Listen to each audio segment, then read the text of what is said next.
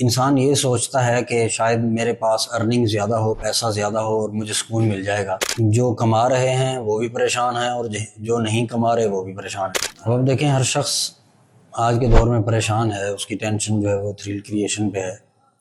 وجہ کیا ہے؟ جو کما رہے ہیں وہ بھی پریشان ہیں اور جو نہیں کما رہے وہ بھی پریشان ہیں۔ اب اس میں آپ دیکھیں سمپل انسان یہ سوچتا ہے کہ شاید میرے پاس ارننگ زیادہ ہو، پیسہ زیادہ ہو اور مجھے سکون مل جائے گا۔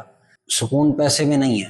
آپ جتنی چاہے کمائی کر لیں، بلڈنگز سٹینڈ کر لیں، آپ بڑے بڑے بزنس سٹینڈ کر لیں، جو مرضی کریں، آپ کو سکون کبھی بھی نہیں مل سکتا، کیونکہ اللہ کریم نے قرآن حکیم میں فرمایا کہ الا بذکر اللہ تطمئن القلوب، میرے ذکر، میری یاد کے علاوہ دلوں کا چین ہے ہی نہیں کسی اور چیز میں۔ اب ایسے ہی ہم محنت میں رزق تلاش کرتے ہیں، اس کا یہ مطلب بھی نہیں ہے کہ محنت نہیں کرنی، بالکل محنت بھی کرنی ہے، لیکن صرف محنت پہ ہی ہم نے نہیں رہنا، رزق ہی تلاش نہیں کرنا، رزق والے کو بھی تلاش کرنا ہے۔